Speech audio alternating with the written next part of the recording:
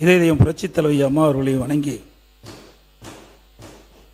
நிதிநிலை அறிக்கை மற்றும் வேளாண் நிதிநிலை அறிக்கையின் மீது அனைத்து இந்திய அண்ணா திராவிட முன்னேற்ற கழகத்தின் சார்பாக என்னுடைய கருத்துக்களை அவைகளை பதிய வைக்க விரும்புகிறேன். மாண்புமிகு பேரவைத் தலைவர் அவர்களே, நிதி மேலாண்மை ஒரு புதிய அரசு ஆட்சி பொறுப்பை ஏற்றுக்கொண்டால் முதல் 100 நாட்களில் மிக முக்கியமானவை. அந்த 100 நாட்களில்தான் புதிய அரசின் கொள்கைகள், நோக்கம் போன்றவை தெளிவாக்கப்பட்டு அந்த அரசை எடுக்கும் புதிய முயற்சிகள், அதை அடைய பயணிக்கும் பாதை, இவையெல்லாம் தீர்மானிக்கப்படும். இந்த நம்பிக்கையின் அடிப்படையில் தான் முதலீடுகளும் ஈர்க்கப்படும். அதனால்தான் பெரும்பாலும் புதிய அரசுகள் 100 நாள் செயல் திட்டங்களை வெளியிடுவதும் அதனைத் தொடர்ந்து கண்காணித்து இலக்குகளை அடைய முயற்சிப்பதும் வழக்கம். அப்படி அமையும் புதிய அரசுகள் ஏற்கனவே உள்ள நிதிநிலையை ஆய்வு செய்து அதன் அடிப்படையில் வெள்ளை அறிக்கை வெளியிடுகிறது. அதில் குறிப்பிட்டுள்ள குறைகளை நிவர்த்தி செய்து தாங்கள் உறுதியளித்த வாக்குறுதிகளை நிறைவேற்ற முயற்சி செய்யும். இதுபோன்ற வெள்ளை அறிக்கையை அனைத்து இந்திய அண்ணா திராவிட முன்னேற்ற கழக அரசு இருக்கின்ற பொழுதும் வெளியிட்டோம். திராவிட முன்னேற்ற கழக அரசு இருக்கின்ற பொழுது வெளியிடப்பட்டது. இப்பொழுது இருக்கின்ற ஆட்சியாளர்கள் தமிழக வெற்றி கழக அரசும் வெளியிடப்பட்டுள்ளது. இதை வருங்கால திட்டங்களை வகுக்க ஒரு அடித்தளமாக பயன்படுத்துவது வழக்கமான ஒன்றாகும். இந்த அரசு ஒரு வெள்ளை அறிக்கையை வெளியிட்டுள்ளது. அதில் தமிழ்நாட்டின் கடன் சுமை 13,18,000 கோடியாக உயர்ந்துவிட்டது என்றும், வருவாய் பற்றாக்குறை வரலாறு காணாத அளவு 78,324 கோடியாக உயர்ந்துவிட்டது என்றும் குறிப்பிடப்பட்டுள்ளது. அதோடு கொரோனா பாதித்த ஆண்டில் கூட இந்த அளவு இல்லை என்றும் குறிப்பிட்டிருக்கிறார்கள். அதேபோல வட்டி சுமை அதிகமாகிவிட்டது என்றும், மாநில சொந்த வரி வருவாய் மாநிலத்தில் மொத்த உற்பத்தி மதிப்பில் மிகவும் குறைந்து விட்டது என்றும் வெள்ளை அறிக்கையில் குறிப்பிட்டுள்ளீர்கள். அந்த வெள்ளை அறிக்கையில் மாநில வரி வருவாயில் கணிசமாக கசிவுகள் மற்றும் இழப்புகள் உள்ளது என்றும், அதை சரி செய்து வருவாயை உயர்த்துவோம் என்றும் குறிப்பிட்டிருக்கிறீர்கள். வருவாய் செலவை கட்டுப்படுத்த சிறந்த மேலாண்மை மூலம் செலவை கட்டுப்படுத்துவோம் என்றும், பொதுத்துறை நிறுவனங்களில் சீரமைப்பு செய்ய உதவுவதாகவும் கூறியுள்ளீர்கள். ஆனால் 2026-27 திருத்த வரவு செலவு திட்ட அறிக்கையை பார்க்கும்போது நீங்கள் கூறிய எதையும் செய்ய முயற்சிக்கவில்லை என்பது தெளிவாகிறது. குறிப்பாக நிதி மேலாண்மை பாதையை சரிபடுத்த எந்த முயற்சியும் எடுக்கவில்லை. உதாரணமாக 2026-27 இடைக்கால பட்ஜெட்டில் சொந்த வரி வருவாய் ரூபாய் 2,29,579 கோடி என்றும், 2026-27 திருத்த பட்ஜெட்டில் சொந்த வருவாய் ரூபாய் 2,26,740 கோடி என்றும் குறிப்பிட்டிருக்கிறீர்கள். அதாவது இடைக்கால அறிக்கையை விட உங்களுடைய அரசு தாக்கல் செய்யப்பட்ட பட்ஜெட்டில் சொந்த வரி வருவாய் ரூபாய் 2,839 கோடி குறைந்துவிட்டது. எனது கேள்வி, நீங்கள் வெள்ளை அறிக்கையில் இந்த வரவு செலவு திட்டத்திலும் வெளிநாட்டு மதுபானத்திற்கு தற்போது போடப்பட்டுள்ள 1020 வரியால் 1000 கோடி ரூபாய் கூடுதலாக கிடைக்கும் என்பதும், சரக்கு சேவை வரி, பதிவுத்துறை, கனிம வளம் போன்றவற்றில் சீரமைப்பு செய்து அதன் மூலம் 15,000 கோடி ரூபாய் கூடுதலாக பெறுவோம் என்றும் கூறியுள்ளீர்கள். அடுத்த 6 மாதம் என எடுத்துக்கொண்டாலும் இவையெல்லாம் சேர்த்து குறைந்தபட்சம் 8,000 கோடி கூடுதலாக பெறப்பட வேண்டும். அது ஏன் வருவாய் வரவில் கொண்டு வரப்படவில்லை? அப்படி என்றால் மக்களின் கவனத்தை ஈர்க்க மட்டுமே பயன்படுத்துகின்ற கவர்ச்சி வார்த்தையாகத்தான் இருக்கின்றது. அதேபோல் வருவாய் செலவினத்தை எடுத்துக்கொண்டால் 2026-27 இடைக்கால அறிவிக்கின்படி வருவாய் செலவு 3,93,272 கோடி. 2026-27 திருத்த மதிப்பீட்டின்படி வருவாய் செலவு 4,05,802 கோடி. அதாவது திருத்த மதிப்பீட்டில் வருவாய் செலவு ரூபாய் 12,530 கோடி உயர்ந்து விட்டது. அப்படி என்றால் நீங்கள் வருவாய் செலவு மேலாண்மையை செய்து செலவை குறைப்போம் என்பதும், ஒப்பந்த புள்ளிகளை சீரமைத்து லஞ்சத்தை ஒழித்து செலவை குறைப்போம் என்று சொன்னதும் இந்த புள்ளி விவரங்கள் வெளிப்படவில்லையே, அது ஏன்? மேலும் பள்ளி கல்வித்துறைக்கு ஒதுக்கீடு குறைக்கப்பட்டது என்று கேள்விக்கு நிதித்துறை செயலாளர் 4000 கோடி தவறுதலாக ஒதுக்கீடு செய்து குறைக்கப்பட்டது என்று கூறியுள்ளார். இது தவிர உறுதியளிக்கப்பட்ட ஓய்வு திட்டத்திற்கு டாப்ஸ் இடைக்கால பட்ஜெட்டில் ஒதுக்கப்பட்டு செய்யப்பட்ட 14,000 கோடி ரூபாய் திரும்ப பெறப்பட்டதாக தெரிகிறது. இந்த தொகை வருவாய் செலவில் ஏன் குறையவில்லை? உறுதியளிக்கப்பட்ட ஓய்வு திட்டத்திற்கான நிதி திரும்ப பெறப்பட்டதால் அந்த திட்டம் கைவிடப்பட்டதா? இப்போது ஓய்வு பெறும் அலுவலர்களின் நிலை என்ன என்பதை மாண்புமிகு நிதியமைச்சர் தங்களுடைய பதில் உரையில் தெரிவிக்க வேண்டும். மேற்குறிப்பிட்ட கருத்துக்களின் அடிப்படையில் செலவை கட்டுப்பட்டிருக்க வேண்டும், ஏன் செலவு குறையவில்லை என்பது மக்களுடைய கேள்வி. நீங்கள் அறிவித்த புதிய திட்டங்களில் செலவு கணிசமாக உள்ள குளறுபடி செய்யப்பட்ட பயிர்க்கடன் தள்ளுபடி 5932 கோடி, மின் கட்டணம் உயர்த்திட்ட தந்த 200 யூனிட் இலவச மின்சாரம் 1545 கோடி, தாய்மாமன் தங்க மோதிரம் 564 கோடி, அண்ணன் சீர் 818 கோடி, எல்லாம் சேர்த்தால் கூட 8840 கோடி தான் வருகிறது. எனவே வருவாய் செலவு ஏன் கட்டுப்படுத்தவில்லை என்பதற்கு மாண்புமிகு நிதியமைச்சர்கள் பதில் உரைகளை விளக்கப்பட வேண்டும். இப்படி வருவாய் பெருக்கவும் நடவடிக்கை இல்லை, வருவாய் செலவை கட்டுப்படுத்தவும் முயற்சிக்கவில்லை. எனவே வருவாய் பற்றாக்குறை 48,696 கோடியிலிருந்து 55,775 கோடியாக இப்பொழுது உயர்ந்து விட்டது. அதேபோல மூலதன செலவை பொறுத்த வரைக்கும் ஏற்கனவே இடைக்கால பட்ஜெட்டில் 59,562 கோடியாக இருந்தது. இப்பொழுது 56,905 கோடி தான் நீங்க திருத்தப்பட்ட பட்ஜெட்டில் சொல்லியிருக்கிறீங்க. அதிலையும் கிட்டத்தட்ட 2,577 கோடி மூலதன செலவிலும் குறைக்கப்பட்டு. மாநில உற்பத்தி மத்தியில் மாநில சொந்த வரி வருவாய் பங்கும் உயரவில்லை. ஆகவே நிதி மேலாண்மைக்கான பாதை சரிவர தெளிவுபடுத்தப்படவில்லை. அதற்கான எந்த முயற்சியும் இந்த பட்ஜெட்டில் எடுக்கப்படவில்லை என்பதுதான் இது தெளிவாக காட்டுகிறது. 2011 இதயம் புரட்சித் தலைவி அம்மா அவர்கள் பொறுப்பேற்கின்ற பொழுது பெரிய அளவு கடன் சுமை இருந்தாலும் சுமார் 14,000 கோடி வரை கூடுதல் நிதியை திரட்டி பல திட்டங்களை நிறைவேற்றினார்கள்.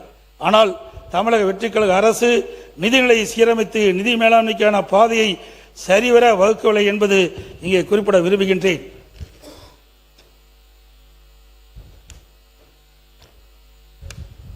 மாநிலத்தின் கடன் அளவு 10,98,000 கோடி என்றும் அதனால் ஏற்படக்கூடிய வட்டி செலவனம் 78,683 கோடி எனவும் குறிப்பிட்டுள்ளீர்கள். மாநில உற்பத்தி மத்தியில் நிகர கடன் அளவு கடந்த ஆட்சியில் வெளியிட்ட இடைக்கால நிதிநிலை அறிக்கையில் 27.03% இருந்தது.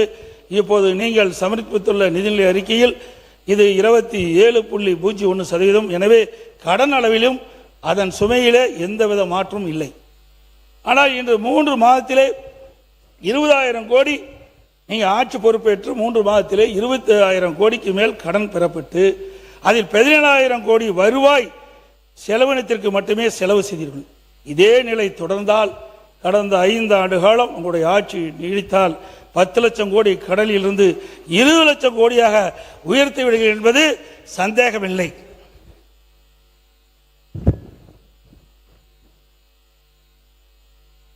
இந்த நிதிநிலை அறிக்கையில் எந்த புதிய திட்டங்களோ அறிவிக்கப்படவில்லை. அனைத்து இந்திய அண்ணா திராவிட முன்னேற்ற கழக ஆட்சியில் செயல்படுத்தப்பட்ட திட்டங்களுக்கு இந்த நிதிநிலை அறிக்கையில் பெயரை மாற்றி வெற்றி வெற்றி என சேர்த்துள்ளீர்கள். இதனால் மக்களுக்கு எந்த பயனும் ஏற்பட போவதில்லை, மக்களுக்கு எந்த வெற்றியும் கிடைக்கப் போவதும் இல்லை. அரசுகள் மாறும்போது அவர்கள் அறிவையும் அனுபவத்தையும் வைத்து மக்களுக்கான புதிய திட்டங்களை தீட்டி அவள் விரும்பும் பெயரை வைத்துக் கொள்வதில் எங்களுக்கு எந்த ஆட்சேபனையும் இல்லை. ஆனால் ஒரு அரசு கொண்டு வந்து அந்த திட்டத்திற்கு புதிதாக அரசு வந்த பிறகு அந்த பெயரை மாற்றி அறிவிப்பதில் மக்களுக்கு குழப்பம்தான் ஏற்படும். அம்மா ஆட்சியில் செயல்படுத்தப்பட்ட திட்டங்கள், மகளிர் ஆடு வழங்கும் திட்டம், இப்பொழுது வெற்றி மகளிர் ஆடு வளர்ப்பு. அம்மா ஆட்சியில் தாலிக்கு தங்கம் திட்டம், இப்போ இந்த ஆட்சியில் அண்ணன் சீர்திட்டம் அப்படின்னு பேரை மாற்றிருக்கிறீங்க. அம்மா ஆட்சியில் மடிக்கணின்னு கொண்டு வந்திருக்கிறோம், அது வெற்றி லேப்டாப்னு மாற்றிட்டீங்க. அம்மாவுடைய ஆட்சியில் பசுமை திட்டம் இருந்தது, போன ஆட்சியில் இந்த கடல் வீடு திட்டம்னு மாற்றினாங்க. இப்போ நீங்கள் வெற்றி வீடு திட்டம்னு மாற்றிட்டீங்க. அம்மாவுடைய ஆட்சியில் தாய் திட்டம், முன்னாள் ஆட்சி அண்ணா மறுமலர்ச்சி திட்டம், இப்பொழுது வெற்றி திட்டம், திறன் மேம்பாட்டு திட்டம் வெற்றி என பெயர் சூட்டியுள்ளீர்கள். என பல திட்டங்களுக்கும் வெற்றி என்ற அடமொழியை கொடுத்தீர்கள். மாற்றம் கொண்டு வரும் என ஆட்சிக்கு வந்த நீங்கள் மக்கள் பிரச்சனையை தீர்க்க புதிய யோசனை கூடவா உங்களிடம் தென்படவில்லை என கேட்கின்றேன். இது போன்ற செயல்கள் தவிர்க்க வேண்டும் என அன்போடு கேட்டுக்கொள்கின்றேன். அதே போல் பள்ளி கல்வித்துறையில் ஒரு அறிவிப்பு கொடுத்துருக்கிறீங்க. சூப்பர் கிளாஸ், சூப்பர் கேம்பஸ் திட்டம். இத்திட்டத்தில் super safety, super student, super campus, under super CM governance என குறிப்பிட்டீர்கள். இந்த திட்டம் 10,000 பள்ளிகளில் 139 கோடி ரூபாயில் நிறைவேற்றப்படும் கூறுகிறீர்கள். இன்றைக்கு தமிழ்நாட்டில் 40,000 பள்ளிகள் இருக்குது. அப்படி என்றால் மற்ற பள்ளிகளுக்கெல்லாம் இந்த திட்டத்தை விரிவுபடுத்த மாட்டீங்களா? அந்த 40,000 பள்ளியில் 10,000 பள்ளி போனோட மீதி 30,000 பள்ளிகள் இருக்குது. அதுக்கு பல இதில் குறிப்பிட்டிருக்குது. சுத்தம், தின சுத்தம் செய்தல், குடிநீர் மற்றும் கழிவறை வசதிகள், 24 பாதுகாப்பு போன்ற சிறப்பாக இருக்க வேண்டும் சொல்லியிருக்கிறீங்க. அதனால் அனைத்து பள்ளிகளுக்குமே 40,000 பள்ளிகளுக்கு இது தேவைப்படுது. அதற்கு தேவையான நிதி ஒதுக்கீடு தாராளமாக செய்யலாம். ஏன்னா இதெல்லாம் அரசு பள்ளியில் படிக்கின்ற மாணவ செல்வங்களெல்லாம் சாதாரண ஏழை குடும்பத்தில் பிறந்தவர்கள், நடுத்தர குடும்பத்தில் பிறந்தவர்கள். ஆகவே இன்றைக்கு பல்வேறு தொழிலாளியுடைய குடும்பம்தான் அந்த அரசு பள்ளியை படிக்கின்ற காரணத்தினாலே இதையெல்லாம் கருத்திலே கொண்டு அதற்கு 119 கோடி தான் இப்போ ஒதுக்கி இருக்கிறீங்க. ஒரு பெரிய தொகைன்னு ஒரு 450 கோடி ஒதுக்குனீங்களா?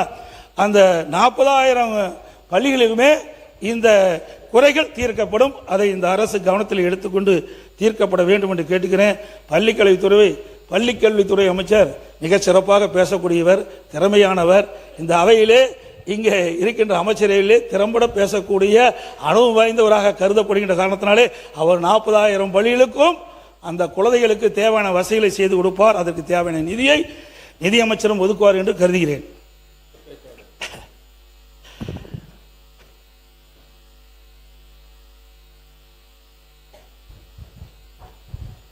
அதாவது மாண்பு முதலமைச்சர் அவர்கள் தேர்தல் பிரச்சாரத்தின் போது அப்பொழுது இருந்த முதலமைச்சரை பார்த்து மத்திய அரசுக்கு பல்வேறு பிரச்சனைகள் கொடுத்து திட்டங்கள் குறித்தும் கடிதம் எழுதினால் போதுமா என்று கேட்குறீங்க.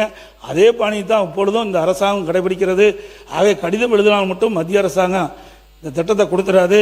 அதற்குண்டான தீர்வை காண்பதற்கான முயற்சியும் எடுக்க வேண்டும் என்ற நேரத்தில் கேட்டுக்கிறேன். இன்னொன்று, பேசாமலே செயல்படுவது என்பது வரவேற்கத்தக்கதான். சில நேரத்தில் பேசினா தான் தீர்வு கிடைக்கும். இனிமேல் பேசி தீர்வு காணுவதற்குண்டான நடவடிக்கை மேற்கொள்ள வேண்டும் என்று கேட்டுக்கிறேன்.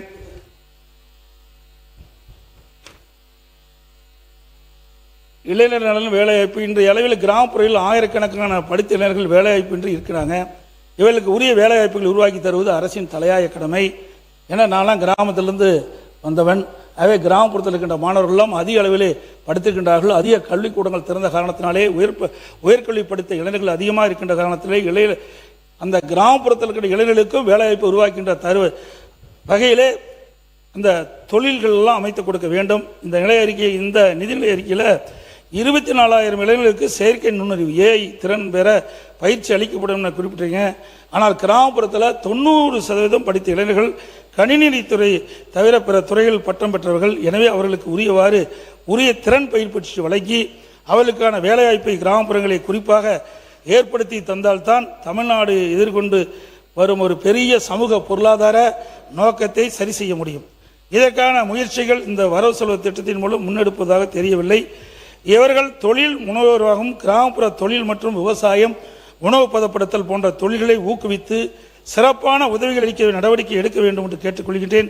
பல துறைகளில் குறிப்பாக சமூக நீதித்துறை, கூட்டுறவுத்துறை, பொது விநியோகம், சிறு குறு தொழில் மேம்பாட்டுத்துறை, ஜவுளி மற்றும் கைத்தறித்துறை என பல்வேறு துறைகளில் எந்த விதமான கூடுதல் கவனம் செலுத்தப்படவில்லை என்பதையும் இந்த நேரத்தில் அவையினுடைய கவனத்தை கொண்டு வரேன். அரசு துறையில் காலி பணியிடங்கள் இன்றைக்கு ஆட்சிக்கு வந்த உடனே அரசு காலி பணியிடங்கள் நிரப்பும்னு சொன்னீங்க. ஆனால் அரசு துறையில் அரசு அலுவலர்கள் மட்டும் 3.2 லட்சம் பணியிடம் காலியாக இருக்குது. ஆசிரியர் 3.50 லட்சம் காலியாக இருக்குது. 3 லட்சம்.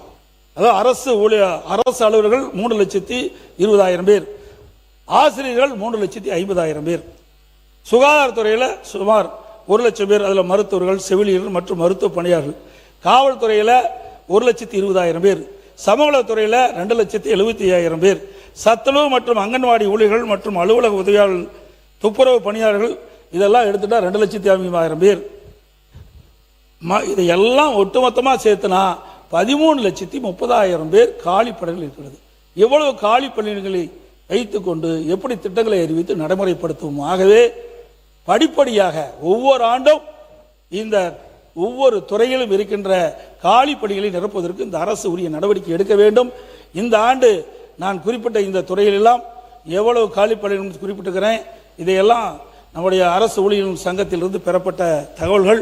ஆகவே இந்த அரசு காலி பணிகளை நிரப்பப்பட்டால்தான் இவர்கள் போடுகின்ற திட்டம் நிறைவேற்றப்படும். அது மட்டும் இல்லை, இன்றைக்கு திட்டங்கள் போடுவது மட்டும் இல்லை, அந்த திட்டங்களை நிறைவேற்றுகின்ற பொறுப்பிலே இருக்கின்றவர்கள் அரசு பணியாளர்கள் என்பதையும் உணர்ந்து இந்த காலி பணிகளை நிரப்புவதற்குண்டான நடவடிக்கை மேற்கொள்ளப்பட வேண்டும்.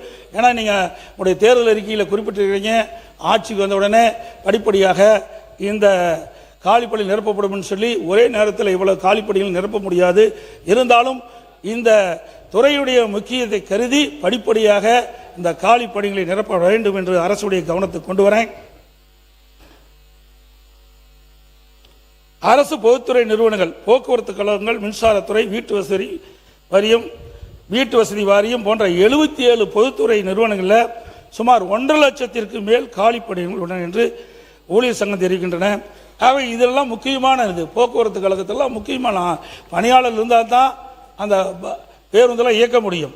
அதே மாதிரி வீட்டு வசதி வாரியம், மின்சாரத்துறையெல்லாம் அடிக்கடி மின்தடை ஏற்படும் சொன்னால் அதுக்கு போதிய ஆட்கள்லாம் நியமிக்கப்பட வேண்டும். அதோட புதிய மின் இணைப்பு கொடுப்பதற்கு தேவையான ஆட்கள் தேவை. ஆக 77 பொதுத்துறைகளிலும் சுமார் 1,50,000 காலி பணிகள் இருக்கின்றன. அதை விரைவாக நிரப்பிட இந்த அரசு நடவடிக்கை எடுக்கப்பட வேண்டும் என்று இந்த நேரத்தில் கேட்டுக்கிறேன். ஒவ்வொரு ஆண்டும் ஓய்வு பெறுவடைய எண்ணிக்கை சுமார் 5 முதல் 7%. அதாவது அரசு துறையில் 70,000 பேர் பணிகள் ஓய்வு பெறுகின்றனர். அதே போல தமிழ்நாடு அரசின் பொதுத்துறை நிறுவனங்கள் ஆயிரக்கணக்கான ஓய்வு பெற இருக்கின்றார்கள். ஒவ்வொரு வருஷமும் ஓய்வு பெறுகின்ற நிலை இருக்கின்றது. ஏற்கனவே எல்லா துறையிலும் சேர்ந்து 13,30,000 பேர் பணியிடம் காலியாக இருக்குது. அதோட ஒவ்வொரு ஆண்டும் சுமார் 7% இன்றைக்கு அரசு ஊழியர்கள் ஓய்வு பெறுகின்ற பொழுது இன்னும் காலி பணிகள் அதிகமாகிவிடும். ஆகவே உடனடியாக அரசு தேவையினை கருதி காலி பணிகள் நிரப்புவதற்குண்டான நடவடிக்கை எடுக்க வேண்டும் என்று இந்த நேரத்தில் கேட்டுக்கொள்கிறேன். அதே போல இந்த அரசின் நிதி அறிக்கையில் தேர்வாணைய அட்டவணை வெளியிட்டு அதன்படி காலி பணிகள் நிரப்பப்படும் என்று தெரிவிக்கப்பட்டுள்ளது. ஆனால் தேர்வாணையத்தின் மூலம் இத்தனை லட்சம் பேரை உடனடியாக கூப்பிட்டு அவர்களுக்கு தேர்வு வச்சு இன்டர்வியூ வச்சு எடுக்கிறதுலாம் கால அளவு பத்தாது.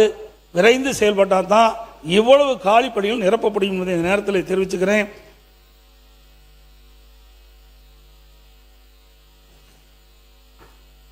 அரசு போக்குவரத்து கழகம் இன்னைக்கு அரசு போக்குவரத்து கழகத்தை பொறுத்த வரைக்கும் 2011 2021 வரை அனைத்து இந்திய அண்ணா திராவிட முன்னேற்ற கழக அரசு இருக்கின்ற பொழுது 16,500 புதிய பேருந்துகள் வாங்கி நாங்கள் இயக்கணும். ஆனால் இன்றைக்கு நிலை, இன்றைக்கு பல பேருந்துகள் டயர் கலந்து போகும் பண்டிலும் இடையிடையே பழுதாண்டு நிற்கின்றது மற்றும் மழைக்காலத்தில் ஒழுகின்ற பேருந்து தான் அதிகமாக இருக்குது. கடந்த காலத்தில் முந்தைய ஆட்சியில் அதனுடைய பயன்பாடுகள் பார்த்தீங்கன்னா அரசு விரைவு போக்குவரத்து கழகம் அதனுடைய ஆயுள் காலம் 3 வருஷம் தான். 7 லட்சம் கிலோமீட்டர் தான் அந்த பஸ்ஸை இயக்க முடியும். அதை 7 ஆண்டாக உயர்த்தினாங்க. பிறகு மாண்புமிகு பேரவைத் தலைவர் அவர்களே, மாண்புமிகு தமிழக முதலமைச்சர் அவர்கள் ஆட்சி பொறுப்பு ஏற்ற உடனே முதல்ல சொன்னதே குக்கிராமங்கள் நகரத்தோடு இணைக்க வேண்டும். அதே மாதிரி நான் பயணம் செய்யும் வகையில் தமிழ்நாட்டில் இருக்கும் அத்தனை பேருந்துகளும் ஏசி பேருந்துகளாக மாற்றம் செய்ய வேண்டும் என்று அந்த சாதா பேருந்திலே ஒரு பயணம் செய்த முதலமைச்சர் என்பதை உங்கள் வாயிலாக தெரிவித்துக் கொள்கிறேன். மாண்புமிகு உறுப்பினர். மாண்புமிகு பேரவைத் தலைவரை கேட்பதற்கு இனிமையாகத்தான் இருக்குது, நடைமுறைப்படுத்த வேண்டும். ஏன்னா அவர் புதிதாக போக்குவரத்துறை அமைச்சராக இருக்கிறாரு, நான்லாம் முதலமைச்சராக இருந்திருக்கிறேன். அதில் நிதி ஆதாரம் தேவை. நிதி ஆதாரம் இருந்தால் தான் ஏசி பஸ்ஸாக அமைக்க முடியும். இப்போ 1000 பேரும் தான் நிதி நீங்கள் மின்சார பேருந்தாக இயக்கணும்னு சொல்லியிருக்கிறீங்க, குளிர்சாதன பேசுகிறேன்னு சொல்லிங்க. நான் குறிப்பிடுவது இப்போ இருக்கிற பேருந்துகள் கிட்டத்தட்ட அதிமுக ஆட்சியில் 16,600 பேர் வந்தாங்க. திராவிட முன்னேற்ற கழக ஆட்சியில் சுமார் 7,000 புதிய பேருந்துகள் வாங்கினாங்க. ஆனால் பழைய பேருந்துகள் இன்னும் இயக்கப்பட்டு வருகின்றன. ஒரு பேருந்தினுடைய ஆயுள் காலம் அதிமுக ஆட்சியில் 3 ஆண்டுகள் இருந்தது. அதனுடைய பேருந்தினுடைய இயக்கின்ற தூரம் 7 லட்சம் கிலோமீட்டர். அதை கடந்த கால ஆட்சியில் அது 3 ஆண்டுகள் இருப்பது 7 ஆண்டாக உயர்த்தினாங்க. 7 லட்சம் கிலோமீட்டர் இருப்பதை 12 லட்சம் கிலோமீட்டராக உயர்த்தினாங்க. அதே போல அரசு போக்குவரத்து கழகம் அதில் 6 ஆண்டுகள் என்பதை 9 ஆண்டுகளாக உயர்த்தினாங்க. அதில் 6 ஆண்டுகள் அதிமுக இருக்கிறத 7 லட்சம் கிலோமீட்டர் வரைக்கும் இயக்கலாம். கடந்த கால ஆட்சியில் அது 9 ஆண்டுகளாக உயர்த்தி 12 லட்சம் கிலோமீட்டராக அந்த பேருந்து இயக்கப்படும் சொன்னாங்க. அப்போ ஏற்கனவே இதெல்லாம் ஓடியாச்சு. அதாவது 7 லட்சம் கிலோமீட்டர் ஓடினாவே அது கண்டமாக்கிடணும். அதுக்கு மேலே 12 லட்சம் கிலோமீட்டர் ஓடியாச்சு. அப்படி ஓடுற பேருந்து தான் இப்போ இயக்கிட்டு இருக்கிறீங்க. நீங்கள் எல்லாம் சொல்லி 5 வருஷம் ஆனாலும் அனைத்து பேருந்துகளையும் மாற்றி அமைக்கவே முடியாது. கடந்த காலத்தில் 5 ஆண்டு காலம் கடந்த ஆட்சியில் ஒவ்வொரு போக்குவரத்து மானிய கோரிக்கை வரும்போதும் 5000 பேருந்து வாங்குறோம், 5000 பேருந்து வாங்கி கடைசியில் 5 ஆண்டுகளை 7000 பேருந்து தான் வாங்க முடிஞ்சுது. அதனால் இன்றைக்கு அரசின் சார்பாக சுமார் 20,000 பேருந்துகள் இன்றைய தினம் இயக்கப்பட்டு வருகின்றன. அந்த 20,000 பேருந்துகளை நீ ஏசி பேருந்து மாற்றி அமைப்பது 100% இயலாத காரியம் என்பதை உறுதிபட தெரிவிக்கிறேன். அது மட்டும் இல்ல, மாண்புமிகு போக்குவரத்துறை அமைச்சர் பேரவைத் தலைவர் அவர்களே, இது மக்களால் தேர்ந்தெடுக்கப்பட்ட ஆட்சி, மக்களுக்கான ஆட்சி. மாண்புமிகு சட்டமன்ற உறுப்பினர் அவர்கள் சொன்னாங்க, அதற்கான சாத்தியக்கூறுகள் அத்தனையும் இந்த ஆட்சியில் நடைமுறைப்படுத்தப்படும் சாத்தியக்கூறுகள் இருக்கிறது. கண்டிப்பாக படிப்படியாக மாற்றித் தரப்படும் என்பதை இங்கு அழுத்தமாக தெரிவித்துக் கொள்கிறேன் உங்கள் வாயிலாக.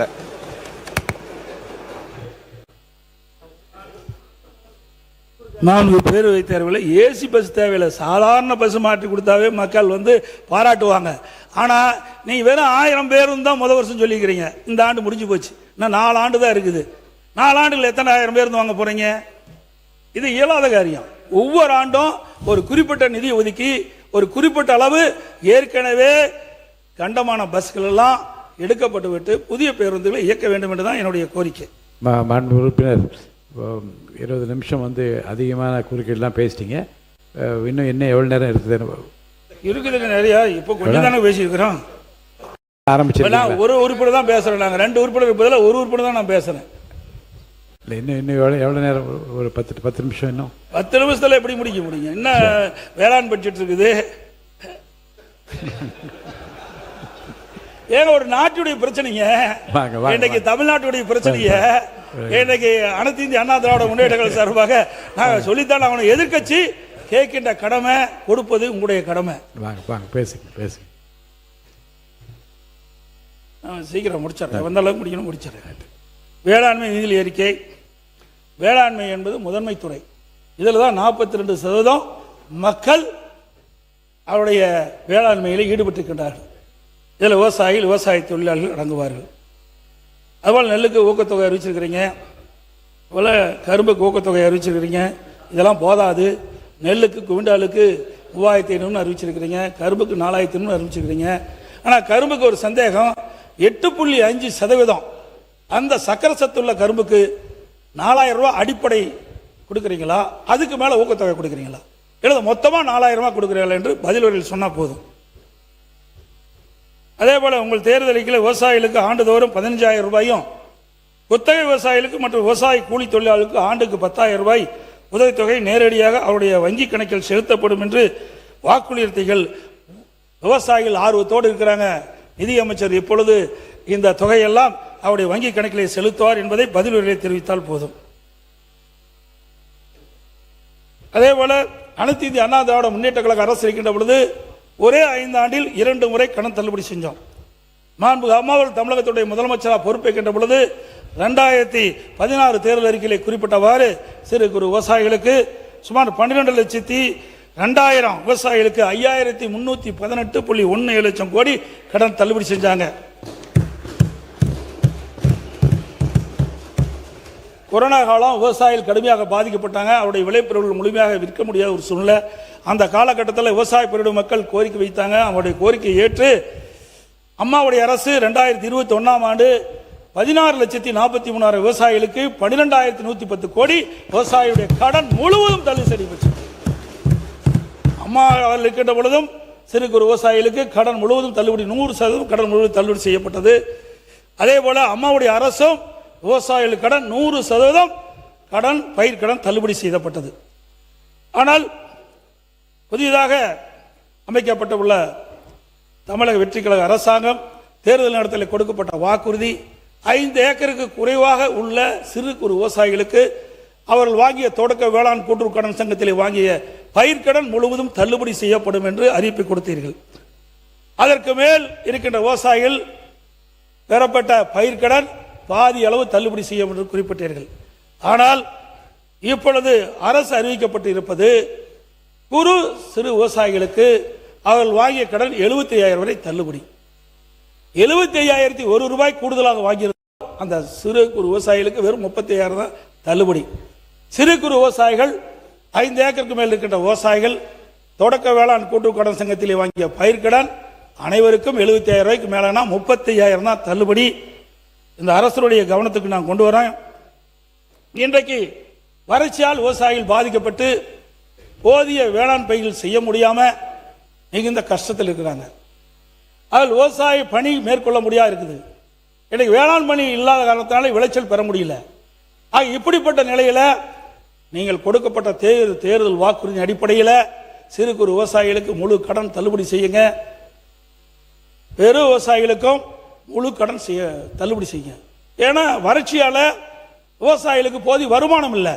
வருமானம் இருந்தால் தான் தொடக்க வேளாண் கூட்டுக்கடன் சங்கத்தில் வாங்கிய பயிர்க்கடன் திருப்பி செலுத்த முடியும். ஆகவே அவருடைய கஷ்டத்தை புரிந்து இந்த அரசு கடனை முழுவதும் தள்ளுபடி செய்யப்பட வேண்டும். ஒருவேளை முடியாவிட்டால் நீங்கள் கொடுக்கப்பட்ட வாக்குறுதியின் அடிப்படையிலே அந்த கடனை விவசாயிகளுக்கு தள்ளுபடி செய்யப்பட வேண்டும் என்று இந்த அரசுடைய கவனத்துக்கு இந்த நேரத்தில் கேட்டுக்கிறேன். அதே போல பயிர் காப்பீடு திட்டத்தை பொறுத்த வரைக்கும் அனைத்து இந்திய அண்ணா திராவிட முன்னேற்ற கழக அரசு இருக்கின்ற பொழுது இந்தியாவிலேயே பயிர் காப்பீட்டு திட்டத்தில் சேதமடைந்த பேரிடர் காலத்தில் விவசாயிகள் பாதிக்கப்பட்ட பொழுது அந்த பாதிப்புக்குள்ளான விவசாயிகளுக்கு தேவையான நிவாரணத் தொகை இந்தியாவிலேயே அதிக அளவு நிவாரணத் தொகை விவசாயிகளுக்கு பெற்றுத் தந்த அரசு அனைத்து இந்திய அண்ணா திராவிட முன்னேற்ற கழக அரசாங்கம். இங்க கூட உங்களுடைய வேளாண்மை நிதி அறிக்கையில் குறிப்பிட்டிருக்கிறீங்க. உழவன் செயலி அற்புதமான திட்டம், அதை தொடர வேண்டும். அனைத்து இந்திய அண்ணா திராவிட முன்னேற்ற கழக அரசு இருக்கின்ற பொழுது இந்த திட்டத்தை நம்முடைய விவசாயிகளுடைய நலனுக்காக இந்த திட்டத்தை நாங்கள் அறிவித்தோம்.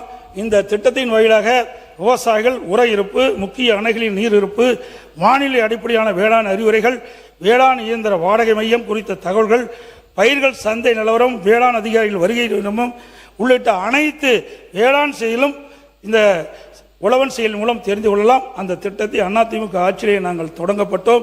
அந்த திட்டத்தை தொடர்ந்து செயல்படுவதற்கு நீங்கள் நிதி ஒதுக்கீடு செஞ்சிருக்கீர்கள். இந்த திட்டம் சிறப்பாக செயல்படுவதற்கு நீங்கள் உண்டான நடவடிக்கை மேற்கொள்ள வேண்டும் என்று இந்த நேரத்தில் கேட்டுக்கொள்கிறேன். அதே போல இந்த செயலை உழவன் செயலை பாராட்டி மத்திய அரசின் தேசிய மின் ஆளுமை விருது 2 முறை தமிழகத்துக்கு கிடைக்கிறது என்பதையும் இந்த நேரத்தில் அவையினுடைய கவனத்துக்கு கொண்டு வரேன்.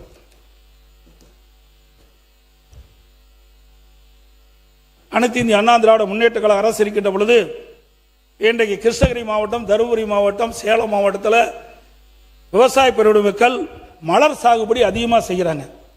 இந்த மலர் சாகுபடி செய்த விவசாயிகள்லாம் இன்றைக்கு கர்நாடகத்தில் இருக்கின்ற பெங்களூருக்கு தான் இந்த மலர்களை கொண்டு போய் விற்பனை செய்ய வேண்டிய நிலை இருந்தது.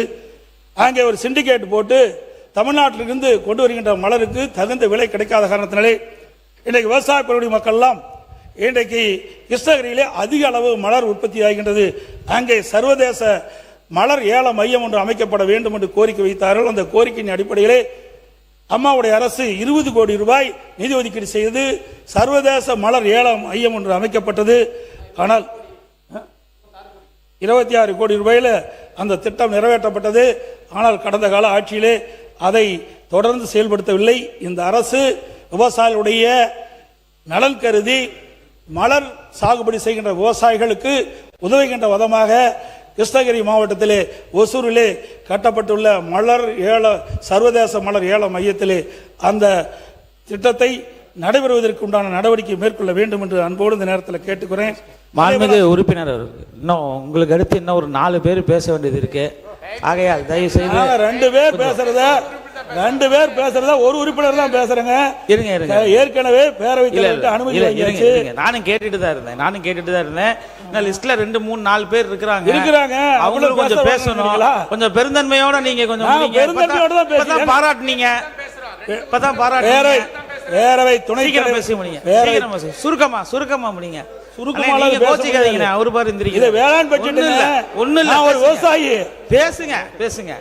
ஏங்க இது குறுக்கீடு ரெண்டு பக்கம் போயிருக்கு. பேசுங்க. சுருக்கமா பேசுங்க. பேரவைத் தலைவர் அவர்களே, மாம்பழம் பசியில் இருக்காங்க விவசாயிகள். மாம்பழம் இந்த ஆண்டு கடந்தாலும் சரி இந்த ஆண்டு சரி மாம்பழ விளைச்சல் அதிகமாகிட்டது. மா பயிரிட்ட விவசாயிகள் கடுமையாக பாதிக்கிட்டாங்க. விலை வீழ்ச்சியால் கடுமையாக பாதிக்கப்பட்டுட்டாங்க. இன்றைக்கு இந்த அரசு மா பயிரிட்ட விவசாயிகள் இந்த ஆண்டு விலை வீழ்ச்சியால் பாதிக்கப்பட்டிருக்கிறாங்க. அப்படி பாதிக்கப்பட்ட விவசாயிகளை கண்டறிந்து அவர்களுக்கு தேவையான நிவாரண உதவி வழங்க வேண்டும் என்று அரசுடைய கவனத்தை கொண்டு வருகிறேன். அதே போல மரவள்ளி கிழங்கு எங்களுடைய பகுதியில் இன்றைக்கு ஸ்டார்ச் உற்பத்தி பண்ணுறாங்க. ஜவ்வரிசி உற்பத்தி அதிகமாக இருக்குது. சேலம் மாவட்டத்தில் மரவள்ளி கிழங்கு பயிர்கின்ற அந்த விவசாயிகளுக்கு அவ்வப்போது மாவு பூச்சி விழுகுது. அதை தடுக்கிறதுக்கு உண்டான நடவடிக்கை இந்த அரசு மேற்கொள்ள வேண்டும் என்று கேட்டுக்கிறேன். விவசாயிகளுக்கு விலையில்லா மின்சாரம் கொடுப்பது இன்றைக்கு கிட்டத்தட்ட தட்கல் முறையில் அவர்கள் பதிவு செஞ்சு 9 மாதம் ஆகுது. இன்னும் கிட்டத்தட்ட 65,000 பேர் இதில் இடம்பெற்றிருக்கிறாங்க. அந்த தட்கல் முறையில் பதிவு செய்யப்பட்ட பம்பு செட்டுக்கு மின் இணைப்பு வேண்டி காத்து கொண்டிருக்கிற விவசாயிகளுக்கு உடனடியாக வேகமாக துரிதமாக இந்த தட்கல் முறையில் பணம் செலுத்தியவர்களுக்கு உடனடியாக மின் இணைப்பு கிடைப்பதற்கு உண்டான நடவடிக்கை மேற்கொள்ள வேண்டும் என்று கேட்டுக்கிறேன். அதாவது சீமை கருவேல மரம் இன்றைக்கு தமிழகத்தில் சீமை கருவேல மரங்கள் நிலத்தடி நீரை உறிஞ்சி வறட்சி ஏற்படுத்துகின்றன. மண்ணின் வளத்தை நச்சுப்படுத்துவதும் பிற நாட்டுப்புற தாவரங்கள் அழிக்கும் செய்கின்றன. இந்த உயர்நீதிமன்ற உத்தரவின்படி தமிழ்நாட்டுக்கின்ற சீமை கருவேல மரங்களை அகற்றுவதற்கு இந்த அரசு உரிய நடவடிக்கை மேற்கொள்ள வேண்டும் என்று கேட்டுக்கிறேன்.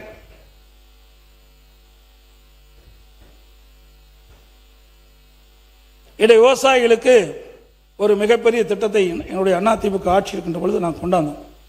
அதாவது உலகத்தரத்தில் ஒருங்கிணைந்த கால்நடை ஆராய்ச்சி மையம் சேலம் மாவட்டம் தலைவாசல 1102 ஏக்கரில் 1023 கோடி ரூபாயில் அந்த திட்டத்தை நான் கொண்டாந்தோம்.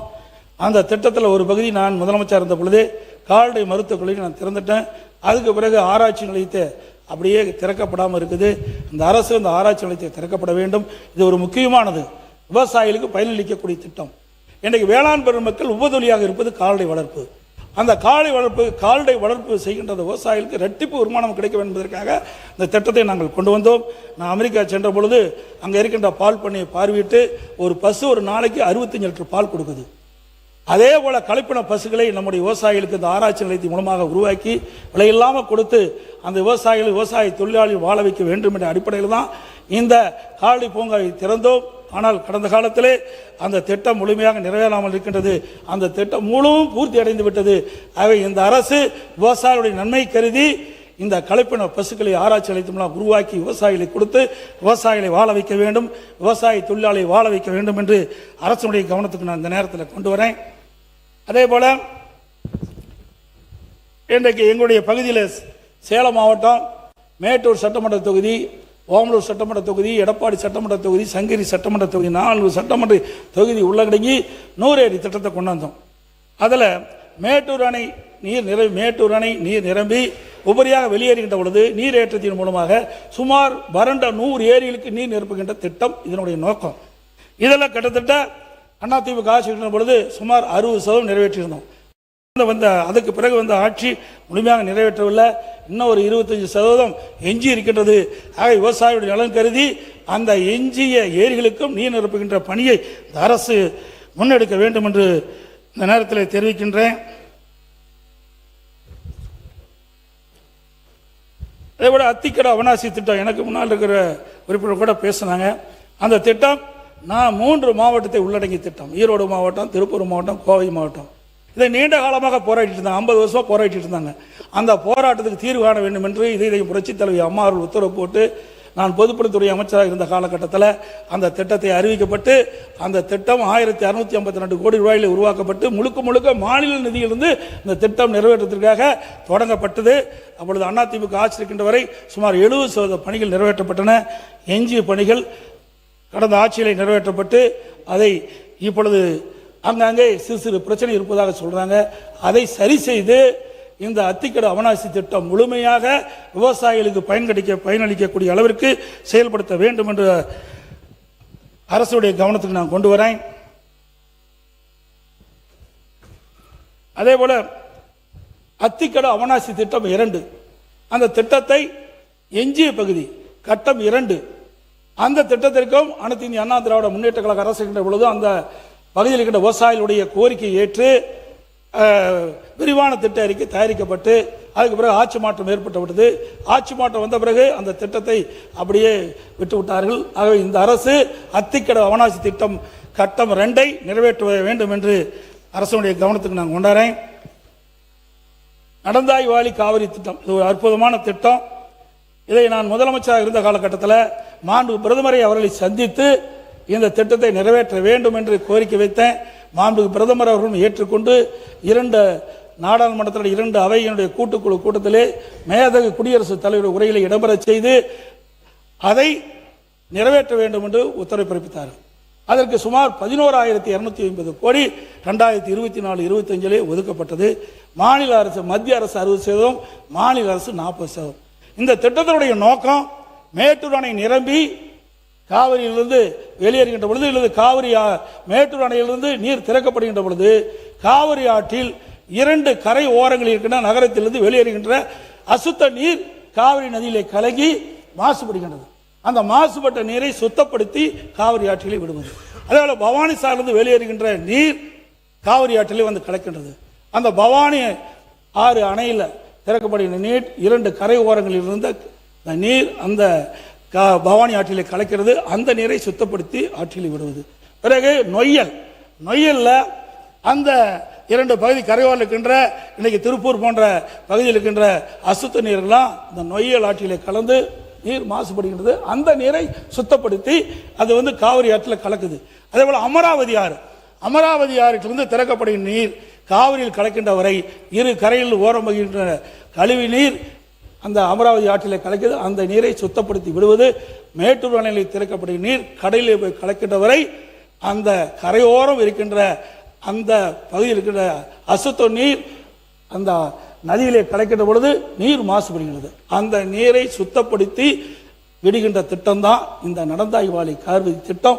11,250 கோடி இந்த திட்டத்திற்கு ஒதுக்கீடு செய்யப்பட்டது. முதற்கட்டமாக அந்த திட்டம் நிறைவேற்றப்படும் என்று அறிவிக்கப்பட்டது கடந்த கால ஆட்சியிலே.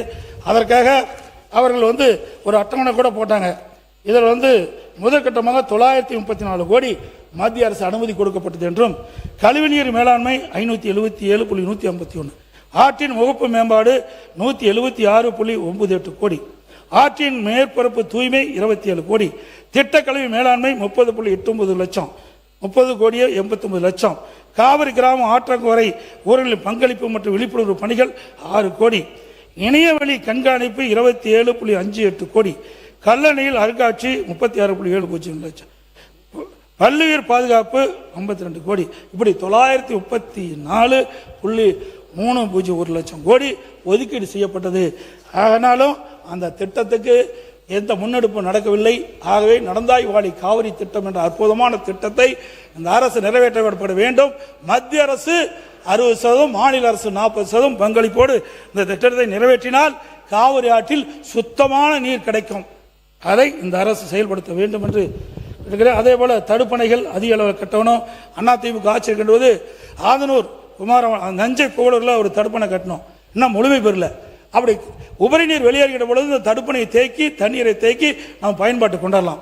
ஆதனூர் குமாரமங்கலம் நாங்கள் இருக்கும்போதே 95% முடிஞ்சது. கடந்த கால ஆட்சியிலே அதில் ஏதோ குளறுபடியின் காரணமாக அப்படி நிற்குது. அதையும் தீர்த்து இந்த கொள்ளிட ஆற்றின் குறுக்கே ஆதனூர் குமாரமங்கலம் அந்த தடுப்பணை 2 தடுப்பணையும் முழுமையாக கட்டி முடிக்கப்பட்டு பயன்பாட்டை கொண்டு வர வேண்டும். இந்த நேரத்தில் கேட்குறேன். இது கூட நதிகள் இணைப்புக்கு 5000 கோடி கொடுக்கணும் உங்களுடைய தேர்தல் அறிக்கையில் சொல்லியிருக்கிறீங்க. நேற்றைய தினம் இங்கே கூட காவிரி குண்டாறு வைகை இணைப்பு திட்டத்துக்கு சொன்னீங்க, அதுக்கு 150 கோடி இன்றைக்கு அதுக்கு விரிவான திட்ட அறிக்கைன்னு சொன்னீங்க. அது தவறு. ஏற்கனவே இந்த திட்டம் செயல்பாட்டுக்கு வந்துட்டுது. ஏற்கனவே விரிவான திட்ட அறிக்கை தயாரிக்கப்பட்டு இதற்கு சுமார் 14,000 கோடி நிதி தேவைப்படும் என்றும், அதுக்கு நிதி ஆதாரம் செயல்படுத்தப்பட்ட முழுக்க மாநில நிதியே செலவழிக்கப்படும் என்று அந்த திட்டத்துடைய நோக்கம். அந்த திட்டம் நானே நேரடியாக போய் துவக்கி வச்சேன். கிட்டத்தட்ட ரெண்டா பிரித்து 700 கோடி டெண்டர் வச்சோம். அவ்வளோ சிவகங்கை வரை நில எடுப்பு பணி முடிஞ்சது. அவை இதற்கு 150 கோடி தான் ஒதுக்கி இருக்கிறீங்க. நீங்கள் நதிகள் இணைப்புக்காக 5000 கோடி ஒதுக்கப்படும் என்று உங்களுடைய தேர்தல் அறிக்கையிலே குறிப்பிட்டிருக்கிறீங்க. அதனால் இந்த ஆண்டு இந்த திட்டம் நிறைவேறுவதற்கு 2000 கோடி ஒதுக்குங்க. ஏன்னா இந்த 5 மாவட்ட மக்கள் பயன்பெறுவாங்க. இந்த 5 மாவட்டம் வறட்சியான மாவட்டம். மேட்டூர் அணையிலிருந்து வெளியேறுகின்ற உபரி நீர் இன்றைக்கு அந்த பகுதியில் இருக்கின்ற மாயனூர் கட்டளை தடுப்பணையிலிருந்து திருப்பி விடப்பட்டு தினந்தோறும் 6000 கனஅடி இந்த கால்வாயின் மூலமாக இந்த மாவட்டத்தில் இருக்கின்ற ஏரிகள் குளங்கள் நிரப்பப்பட்டு விவசாயிகளுக்கு பயனளிக்கின்ற திட்டம். இந்த திட்டத்திற்கும் தேவையான நிதியை நிதி அமைச்சர் அவர்களும் நீர்வளத்துறை அமைச்சர்களும் ஒதுக்க வேண்டும். நீர்வளத்துறை அமைச்சர் வலுவான அமைச்சர்.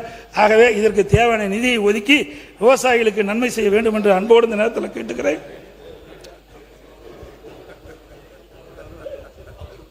அதேபோல தாமிரபரணி ஆற்றிலிருந்து ஆண்டுதோறும் வெள்ளப்பெருக்கு காரணமாக தண்ணீரில் போய் கலக்குது, கடலில் போய் கலக்குது. ஆகவே அந்த திட்டத்தையும் ஆங்காங்கே தடுப்பணை கட்டி தண்ணீரை தேக்கி நிலத்தடி நீரை உயர்வதற்கான நடவடிக்கை எடுக்க வேணும். அதுபோல் கடலோர பகுதியெல்லாம் நீங்கள் பார்த்தீங்கன்னா பேக் வாட்டர் அந்த உப்பு நீர் விவசாயிகளுக்கெல்லாம் பாதிக்கிறது. ரெகுலேட்டர் அமைச்சோம். எந்தெந்த இடத்துல ரெகுலேட்டர் அமைக்கணுமோ அங்கே ரெகுலேட்டர் அமைக்க வேண்டும் என்ற நேரத்தில் கேட்டுக்கிறேன். அதோட கோவம் அடையாறு மேம்பாடு ஏற்கனவே செயல்பாட்டு இருக்குது. அதுக்கு ஆய்வு பணி மேற்கொள்ள வேண்டிய அவசியம் இல்லை. ஆகவே அதையும் விரைந்து செயல்பட வேண்டும் என்ற நேரத்தில் கேட்டுக்கிறேன். கோதாவரி காவிரி இணைப்பு இதை நீங்களும் அறிவிச்சிருக்கிறீங்க. நம்முடைய மாநிலம் நீர் பற்றாக்குறை மாநிலம். அண்டை மாநிலத்தை நம்பி நீருக்காக அண்டை மாநிலத்தை நம்பித்தான் இருக்கிறோம். கோதாவரி காவிரி இணைப்பு திட்டத்தை நிறைவேற்றினா கிட்டத்தட்ட 120 டிஎம்சி தண்ணி நமக்கு கிடைக்கும். அனைத்து இந்திய அண்ணா திராவிட முன்னேற்ற கழக அரசு இருக்கின்ற பொழுது இந்த திட்டத்தை நிறைவேற்றுவதற்காக பல முயற்சி எடுத்தோம். பாரத பிரதமரை சந்தித்து கோரிக்கை வைத்தோம். அவர்களும் ஏற்றுக்கொண்டு விரிவான திட்ட அறிக்கை தயாரிக்கப்படும் என்று ஒரு வாக்குறுதி கொடுத்தார்கள். அதன் பொருட்டு இங்கே ஆந்திரா கிட்டத்தட்ட தெலுங்கானா மாநிலம் ஆந்திரா மாநிலம் வழியாக தான் இந்த திட்டத்தை கொண்டாட முடியும். அதனால் அங்கே இருக்கின்ற தெலுங்கானா மாநிலத்தினுடைய முதலமைச்சரை அப்பொழுது இருந்த எங்களுடைய அமைச்சரை அனுப்பி அவருடைய சம்மதத்தை பெற்றோம். ஆந்திராவில் இருக்கின்ற முதலமைச்சரை சந்தித்து அவர்கள் வழியாக இந்த நீர் வருவதற்கு சம்மதத்தை பெற்றோம். ஆனால் ஆட்சி மாற்றத்துக்கு பிறகு அது அப்படியே நின்று போய்விட்டது. இப்பொழுது உங்களுடைய ஆட்சியிலே கோதாவரி காவிரி இணைப்பு திட்டம் நிறைவேற்றப்படும் சொல்லியிருக்கிறாங்க. பாரத பிரதமரும் உறுதியளித்திருக்கிறாங்க.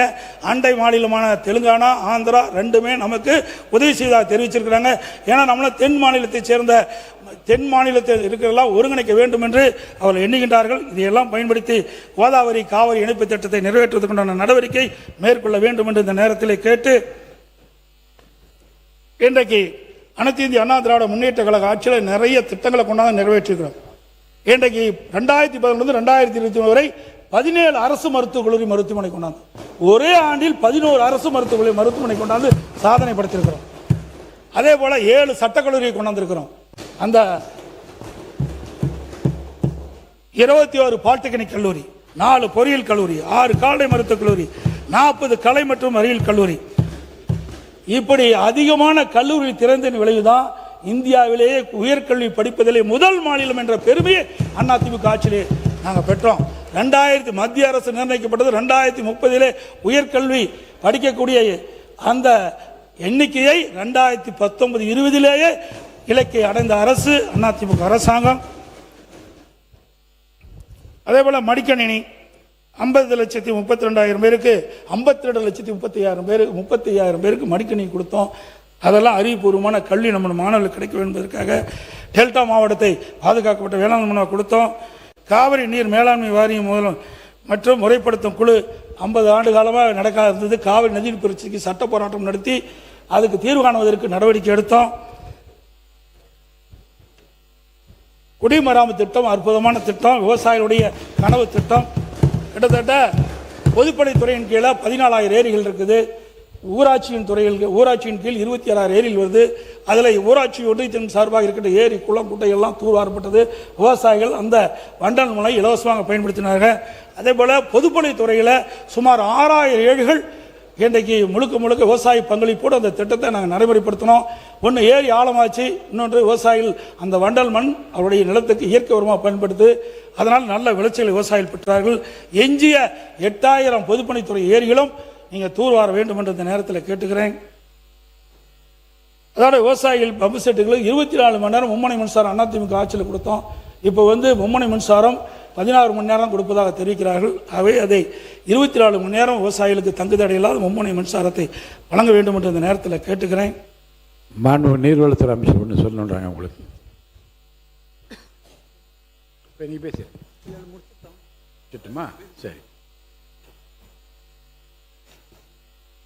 தமிழ்நாட்டில் காவேரி ஆறு மற்றும் அதன் துணை ஆறுகளை மேம்படுத்தி அவற்றை மாசுகளில் இருந்து மீட்டு எடுப்பது இத்திட்டத்தின் நோக்கமாகும். இத்திட்டத்தை 12 மாவட்டங்களில் மொத்தம் 1306 கிலோமீட்டர் தூரத்திற்கு 2 கட்டங்களாக செயல்படுத்த திட்ட அறிக்கை தயாரிக்கும் பணி தொடங்கப்பட்டு முதற்கட்ட விரிவான திட்ட அறிக்கை தயாரிக்கப்பட்டு தொழில்நுட்ப அனுமதி பெறுவதற்காக சுற்றுச்சூழல் பாதுகாப்பு நிறுவனத்துக்கு அனுப்பப்பட்டுள்ளது. மேலும் தேசிய ஆறுகள் பாதுகாப்பு இயக்க அலுவலகம் இத்திட்டத்துக்கு ரூபாய் 934 கோடி மதிப்பிற்கு ஒப்புதல் அளித்துள்ளது. இதில் மத்திய மாநில அரசுகளின் பங்களிப்பு 60-40 ஆகும். மத்திய அரசின் பங்களிப்பு 560.58 கோடி, மாநில அரசின் பங்களிப்பு 373.72 கோடி. மேலும் 15 ஆண்டுகளுக்கான இயக்கம் மற்றும் பராமரிப்பு பணிக்கான செலவு ரூபாய் 377.98 கோடி மாநில அரசு முழுமையாக ஏற்றுக்கொள்ள வேண்டும். எனவே திட்டத்திற்கான மொத்த மதிப்பீட்டு தொகை ரூபாய் 1312.28 கோடி. இது அரசின் பரிசீலனையில் உள்ளது. மேலும் 2ஆம் கட்டத்திற்கான திட்ட அறிக்கை தயாரிக்கும் பணி நடைபெற்று வருகிறது. எனவே நடந்தாய் வாழிய காவேரி திட்டத்தின் அனைத்து கூறுகளும் துறை அலுவலர்கள் மற்றும் தொழில்நுட்ப வல்லுநர்கள் ஆகியோருடன் கலந்து பேசி பரிசீலனை செய்து உரிய நடவடிக்கை எடுக்க வேண்டும் என்று விபரம் தெரிவித்துக் கொள்ளப்படுகிறது. நன்றி.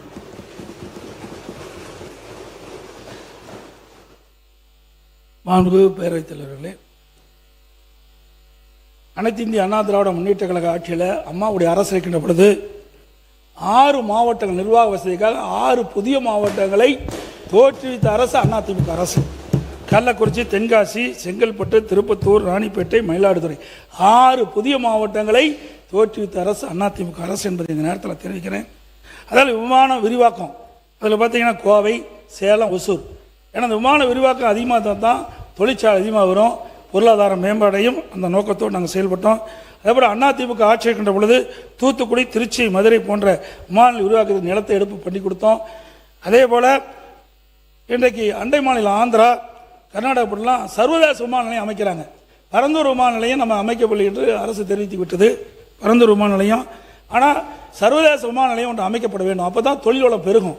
அதனால் வறட்சியான பகுதியை பார்வையிட்டு அங்கே ஒரு விமான நிலையம் அமைப்பதற்கு, இந்த சர்வதேச விமான நிலையம் அமைப்பதற்கு இந்த அரசு முயற்சி மேற்கொள்ள வேண்டும் என்று கேட்டுக்கிறேன். இன்றைக்கு அண்மையில் மாண்பு முதலமைச்சர் அவர்கள் பல்வேறு இடங்களில் போய் பார்வையிட்டார். அப்போ கழிவுநீர் சுத்திகரிப்பு நிலையம் கொடுங்கோயில் போய் பார்த்தார். அது அனைத்து இந்திய அண்ணா திராவிட முன்னேற்ற கழக ஆட்சியில் அம்மா அடிக்கல் நாட்டப்பட்டு அம்மாவுடைய அரசு கட்டி முடிக்கப்பட்டு நானே போய் திறந்தேன். கடல் நீரை குடிநீராக்கும் திட்டம் நெமேலியில், அது அதிமுக ஆட்சியில் தொடங்கப்பட்டது. மெட்ரோ ரயில் திட்டம், ஒரு திட்டத்திற்கு இந்தியாவிலேயே 63,000 கோடி பெற்று அனுமதி பெற்ற ஒரே அரசாங்கம் அனைத்து இந்திய அண்ணா திராவிட. எதற்காக சொல்லின்னு சொன்னால், அடிக்கடி முதலமைச்சர் அவர்கள் தேர்தல் நேரத்தில் நீத்து போன கட்சி ஆட்சியில் இருக்கின்ற பொழுதுதான் இப்பேற்பட்ட சிறப்பான திட்டத்தை நாங்கள் கொண்டு வந்தோம் நாட்டு மக்கள் என்பதை நேரத்தில் சுட்டிக்காட்டுகிறேன். நிலையான ஆட்சி, நன்மை பயக்கக்கூடிய ஆட்சி அதிமுக ஆட்சி என்பதையும் நேரத்தில் தெரிவிக்க விரும்புகிறேன். அதோட கொரோனா காலம், அனைத்து இந்திய அண்ணா திராவிட முன்னேற்ற கழக ஆட்சி அம்மாவுடைய அரசு இருக்கின்ற பொழுது 2014 நான் முதலமைச்சராக இருக்கின்ற பொழுது கடுமையான வறட்சி, சென்னையில் குடிநீருக்கு மிக தட்டுப்பாடு, ரயிலில் தண்ணி கொண்டாந்து கொடுத்தோம். இன்றைக்கு கிராமப்புறத்திலிருந்து நகரப்புற வரை நிலத்தடி நீர் வெற்றி விட்டது. அதை சரி செஞ்சு மக்களுக்கு பாதுகாக்கப்பட்ட குடிநீரை கொடுத்தோம். பிறகு அங்கே டெல்டா மாவட்டத்தில் கஜா புயல், அங்கே டெல்டா மாவட்டம் புரட்டி போட்டு விட்டது. அங்கே இருக்கின்ற விவசாய விளைநிலங்கள் எல்லாம் இன்றைக்கு சேதமடைஞ்சிட்டது. அங்கே இருக்கின்ற மின்கம்பங்கள், டிரான்ஸ்பாரம், துணை மின்கள் அனைத்துமே அந்த புயலால் நொறுங்கி போச்சு. அதையெல்லாம் புயல் வேகத்தில் நிவாரணம் செஞ்சு விவசாயிகளுக்கு தேவையான நிவாரண உதவி செஞ்சோம். அதே போல இந்த மின்கம்பங்கள் எல்லாம் மாற்றி அமைக்கப்பட்டது அந்த காலகட்டத்தில். அதுக்கு பிறகு கொரோனா, ஒரு ஆண்டு அரசுக்கு வருவாயே மிக மிக குறைவு. அந்த காலகட்டத்திலும் சிறப்பான ஆட்சி கொடுத்தோம். கொரோனாவுக்கு 40,000 கோடி செலவு. அனைத்து இந்திய அண்ணா திராவிட முன்னேற்ற கழக ஆட்சி இருக்கின்ற பொழுது சுமார் 4,87,000 கோடி 2011 2014 வரை. 2011 மாண்புமிகு தேசிய புரட்சித் தலைவி அம்மாவும் தமிழகத்தினுடைய முதலமைச்சர் பொறுப்பேற்கின்ற போது 1,14,000 கோடியில் கடனில் பொறுப்பு ஏற்றாங்க. அதற்கு பிறகு ஒவ்வொரு திட்டத்திற்கும் குறைந்த அளவு தான் கடன் வாங்கப்பட்டது. கொரோனா காலத்தில் ஒரு வருட காலம் அரசுக்கு வருவாய் கிடையாது. இன்றைக்கு டாஸ்மாக் வருமானம் கிடையாது, பத்திரப்பதிவு வருமானம் கிடையாது, ரோட் டாக்ஸ் கிடையாது, ஜிஎஸ்டி கிடையாது, அதே போல எக்ஸைஸ் கிடையாது. ஆக இப்படி வருவாய் வருமானம் மிக மிக குறைவு. அந்த காலகட்டத்தில் கூட சிறப்பான ஆட்சி கொடுத்த அரசு அதிமுக அரசாங்கம் என்பதை இந்த நேரத்தில் சுட்டிக்காட்ட விளைகின்றேன். அதோட இன்றைய தினம் அரிசி விலை உயர்ந்துட்டது. ஒரு கிலோவுக்கு 15 ரூபா உயர்ந்து போச்சு. அந்த கொரோனா காலத்தில் கூட விலைவாசி உயராமல் பார்த்து கொண்ட அரசு அதிமுக அரசு.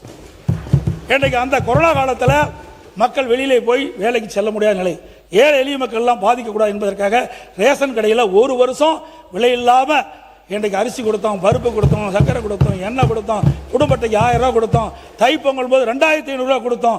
அத்தனையும் கொடுத்தோம். 3,04,87,000 கோடி தான் கடன் என்பதை அவையினுடைய கவனத்தை கொண்டு வரேன். இன்றைக்கு என்னுடைய தொகுதி பிரச்சனை, ஒரே ஒரு பிரச்சனை. நான் அண்மையில் என்னுடைய தொகுதிக்கு சென்ற போது அந்த கூட்டுக்குடி திட்டத்தில் அங்கே நங்கவள்ளி பேரூராட்சி, வனவாசி பேரூராட்சி, ஜனடாபுரம் பேரூராட்சி 3 பேரூராட்சிலையும் அந்த வருகின்ற தண்ணி புழு வருது. அதில் சரியாக ட்ரீட்மெண்ட் பண்ணல. அதை ட்ரீட்மெண்ட் பண்ணி ஒரு சுகாதாரமான தண்ணீரை வழங்க வேண்டும் என்று சம்பந்தப்பட்ட துறை அமைச்சருடைய கவனத்தை கொண்டாடுறேன்.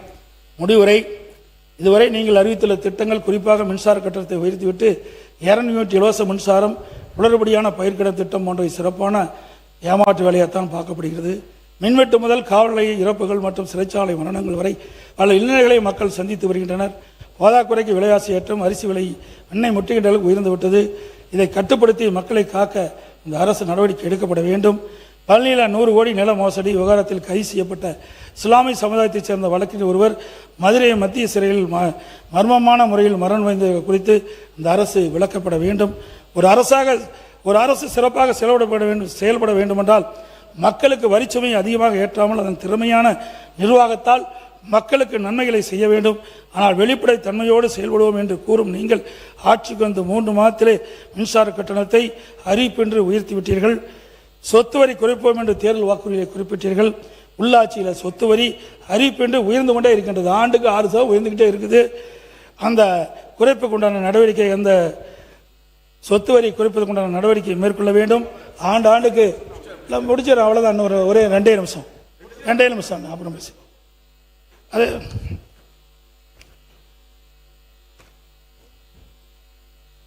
பட்ஜெட்டில் புதிய அரசுக்கான புதிய புத்தியோ முன்முயற்சிகளோ மாற்றத்தை ஏற்படுத்தும் திட்டங்களோ எதுவும் இல்லை. முந்தைய அரசின் இடைக்கால நிதி அறிக்கையில் சிறிது ஜோடனை செய்து திருத்த வரவு செலவு அறிக்கை சமர்த்திருக்கிறீங்க. நீங்கள் தந்தை பெரியார், பெருந்தலைவர் போற்றுதற்குரிய காமராஜர், அண்ணல் அம்பேத்கர், மரியாதைக்குரிய வீரமங்கை நீலாட்சியார் மற்றும் மரியாதைக்குரிய அஞ்சலி அம்மாள் போன்றவர்களை கொள்கை தலைவர்கள் என்று கூறுவீர்கள். அவர்கள் எந்தெந்த கொள்கையில் நீங்கள் பின்பற்றுகின்றீர்கள், முன்னெடுத்திருக்கின்றீர்கள் என்று இதுவரை தெளிவுபடுத்தவில்லை. அந்த கொள்கை முன்னெடுக்க என்ன திட்டங்களை வகுத்துள்ளீர்கள் என்று விவரம் இந்த நிதி அறிக்கையில் இல்லை. இதுவும் எப்போதும் பேசுவல ஒரு ஏமாற்று வேலை தானா? கடந்த 3 மாதங்கள் இந்த அரசின் குறிப்பிடத்தக்க சாதனை என்னவென்றால், இதை நான் சொல்வது யாரும் கோச்சுக்கோனா, இந்த ஆட்சியில் ஒரு கட்சியில் வெற்றி பெறாங்க, வெற்றி பெற்ற பிறகு உடனே ராஜினாமா பண்ணுறாங்க, உடனே வேற கட்சியில் சேர்க்குறாங்க. இது என்னன்னு சொல்றது? குதிரை பேரம் சொல்ல முடியும். இப்படிப்பட்டதெல்லாம் தவிர்க்க வேண்டும் என்று பொதுப்பணித்துறை அமைச்சர் அவர்கள். அன்புமிகு பேரவைத் தலைவர்களே, குதிரை பேரம் அப்படிங்கிற வார்த்தையை அவையிலிருந்து நீக்கணுங்கிறத கேட்டுக்கிறோம். 2017 புரட்சித் தலைவி அம்மாவுடைய ஆட்சிக்கு எங்களுக்கும் உடன்பாடு உண்டு. 2017க்கு அப்புறம் வந்த உங்களுடைய ஆட்சிக்கும் எங்களுக்கும் உடன்பாடு இல்லை. அது ஏனென்றால் உண்மையான அதிமுக கிடையாது. அது அம்மாவுடைய அதிமுக கிடையாது. இல்லைங்க, நீங்க இருங்க, நீங்க சொல்லும்போது இருங்க, உட்காருங்க. குதிரை பேரம்னு சொல்றதுக்கு நான் விளக்கம் கொடுக்கணும். அம்மாவோட அதிமுக இருக்கிற வரைக்கும் நீட் கொண்டு வரப்படவில்லை, ஜிஎஸ்டி கொண்டு வரப்படவில்லை, சிஏஏ கொண்டப்படவில்லை, சிஏஏ கொண்டு வரப்படவில்லை. உங்களுடைய ஆட்சியில் தமிழகத்தினுடைய நலனுக்கு எதிராக டெல்லியுடன் சரண்டர் ஆனீங்க நீங்க. அதனால்தான் எங்களோட முதலமைச்சர் நீத்து போன அதிமுக சொன்னார். அதனால உங்கள் மீது நம்பிக்கை இருந்தால் சட்டமன்ற உறுப்பினர்கள் ரிசைன் பண்ணி தமிழக வெற்றி கழகத்தில் சேர வேண்டிய அவசியம் இல்லை. உங்கள் தலைமை மீது அதிமுக தொண்டர்கள் முழுவதுமாக விலகியதால் தான் தமிழக வெற்றி கழகம் உண்மையான புரட்சி தலைவர் எம்ஜிஆருடைய விசுவாசிகளும் அம்மாவோட விசுவாசிகளும் இன்றைக்கு தமிழக வெற்றி கழகத்தில் இணைந்து பணியாற்றிட்டு இருக்கார்கள்.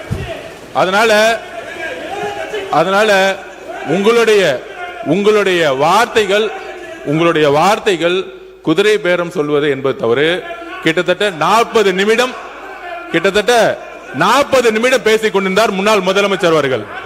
நாங்கள் எதுவும் பேசவில்லை. ராஜினாமா செய்ய வேண்டியது அரசியலமைப்பின்படி எல்லோருக்கும் உரிமை இருக்கிறது. ஒரு கட்சி தலைமை மீது நம்பிக்கை இழக்கும் பொழுது முன்னாள் அமைச்சர்களும் சரி, எம்எல்ஏக்கும் சரி, விலகி மாற்று கட்சிக்கு சேருவது இயல்பு. அதனால் அவையில் தேவையில்லாமல் சில வார்த்தைகளை சொல்லக்கூடாது எங்களுடைய தாழ்மையான வேண்டுகோள். உறுப்பினர் எரிசக்தி துறை சட்டத்துறை அமைச்சர், நான் எரிசக்தி சட்டத்துறை அமைச்சர், அவர் சொல்லி முடிச்சிருங்க. பேசுங்க, ஏதோ சொல்லணும்.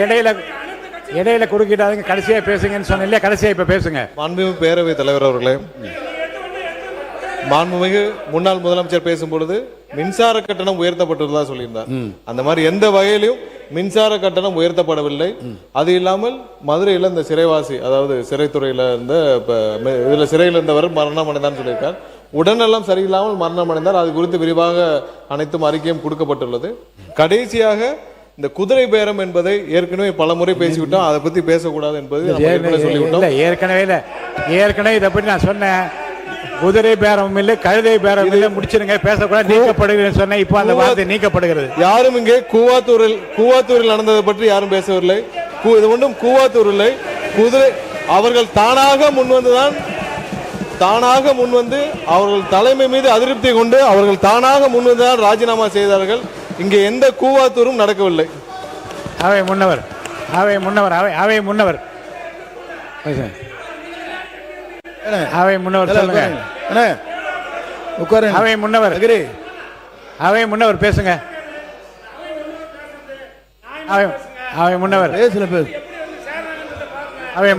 உட்காருங்க, நீங்க போய் உட்காருங்க சொல்லுங்க.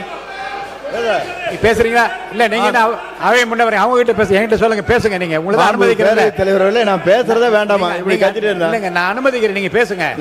மாண்புமிகு பேசுங்க. மாண்புமிகு பேரவைத் தலைவர் அவர்களே, மாண்பு உறுப்பினர், நான் சொல்ல முடிய வரை விடுங்க. உட்காருங்க ப்ளீஸ், உட்காருங்க. அக்ரி, உட்காருங்க. நான் பேசுறேன் நெருங்க. அவை முன்னவர், நீங்க ஒரு எக்ஸ்பீரியன்ஸ், நீங்க என்ன பார்த்து பேசுங்க, அவங்கள்ட்ட பேசுங்க. மாண்புமிகு இல்ல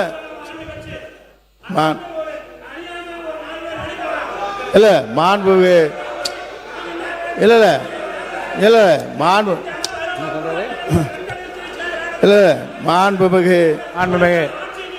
மாண்புமிகு பேரவைத் தலைவர் அவர்களே, உங்களுக்கு மாண்பு உறுப்பினர் பேசுறீங்களா? உறுப்பினர் போய் உட்கார், நீங்க உங்க போய் உட்கார், அவங்க இடத்துல உட்காருங்க. இதுங்க பேச வைக்கிறேன், பதில் சொல்ல வைக்கிறேன். உங்களுக்கு பதில் சொல்றதுக்கு அனுமதி தரேன், உட்காருங்க.